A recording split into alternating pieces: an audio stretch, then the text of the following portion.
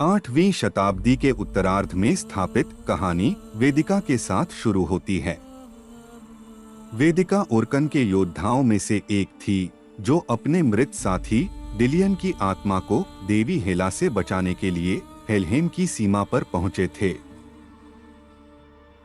वेदिका का मानना है कि वह एक अभिशाप से पीड़ित है, जिसके कारण उसे आत्माओं की आवाजें सुनाई देती हैं, जिसे फ्यूरीज कहा जाता है। वेदिका एक कथावाचक की उपस्थिति से अवगत है, जिसकी आवाज उसे अक्सर सुनाई देती है। वेदिका अक्सर उनसे सीधी बात करने की कोशिश करती है, पर इसमें कुछ कठिनाइयां हैं।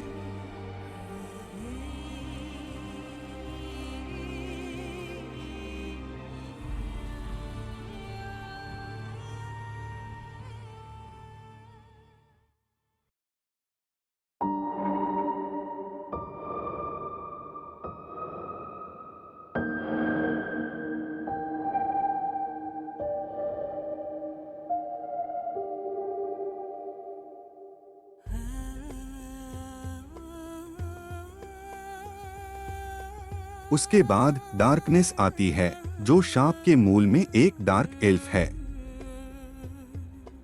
वह अपनी आत्मा के लिए एक बर्तन के रूप में उपयोग करने के लिए डिलियन के कटे हुए सिर को ले जाती है और ड्रुथ की कहानियों की यादों से निर्देशित होती है। डार्कनेस नॉर्समेन के पूर्व दास की कमजोरियों से अच्छी तरह से वाकिफ थी, जो उसका दोस्त बन गया और 1 साल के आत्मनिर्वासन के दौरान उसके साथ संरक्षक के रूप में रहेगा। हेलहेम में प्रवेश करने के लिए जो परीक्षण थे, वेदिका उनमें से कई चुनौतियों पर विजय प्राप्त करती है और विशाल सर्ट और भ्रम के देवता वलरावन दोनों को हरा देती है। जैसे ही वह हेलहेम के लिए पुल को पार करती है, उस पर हेला द्वारा हमला किया जाता है, जो उसे एक ही झटके से हरा देती है और उसकी तलवार को चकनाचूर कर देती है।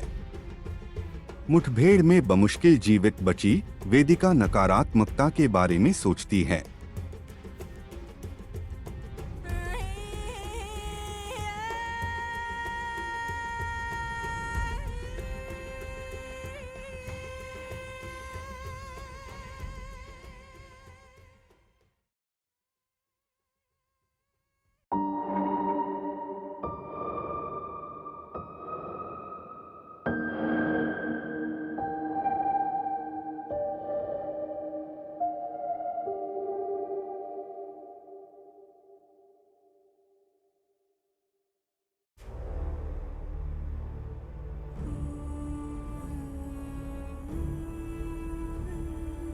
उसे तब द्रुत के दर्शन होते हैं, एक मानवाकार की रोशनी, जिसे वह एक महान पेड़ के नीचे खड़ा डिलियन ही मानती है। वहां पर वेदिका 4 परीक्षणों से गुजरती है, जो उसके शरीर, आत्मा और दिमाग का परीक्षण था। अंतिम चरण में उसे पौराणिक तलवार ग्रामर से पुरस्कृत किया जाता है, जो एक शक्तिशाली हथियार है। पौराणिक तलवार को हवा में लहराते हुए वेदिका हेला को हराने की बात करती है।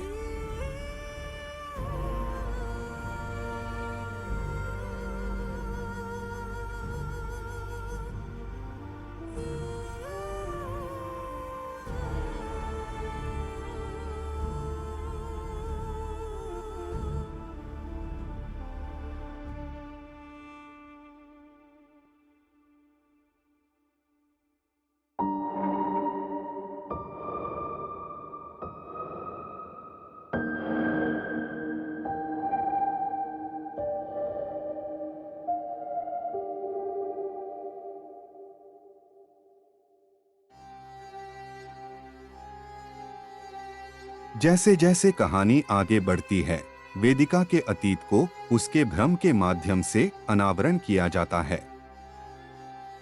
जिससे पता चलता है कि उसकी मां को उसी शाप का सामना करना पड़ा जो उसने किया, लेकिन उसकी मां ने इसे एक उपहार के रूप में सोचा था। हालांकि वेदिका के धार्मिक पिता जिनबेल ने अन्यथा सोचा।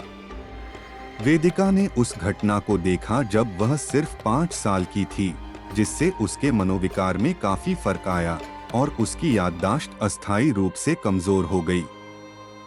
उसके पिता ने उसे विश्वास दिलाया कि वह बुराई से दूषित है।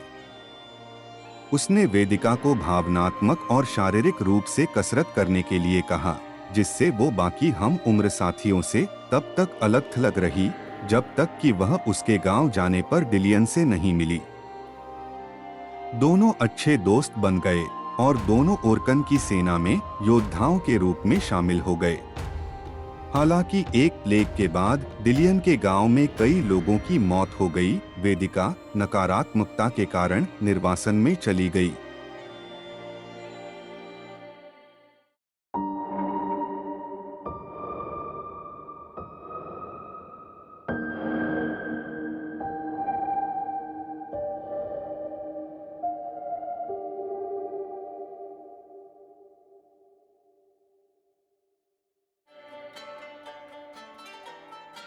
जब वह 1 साल बाद अंधेरे पर विजय प्राप्त करने के बाद लौटी तो उसने पाया कि सभी नॉर्समेन हमलावरों द्वारा मारे गए थे, जिन्होंने अपने देवताओं के लिए एक रक्त ईगल में डिलियन का भी बलिदान दिया था। द्रुत की कहानियों को याद करते हुए वेदिका ने तब डिलियन की आत्मा को नॉर्समेन के देवताओं से बचाने की बात कही थी।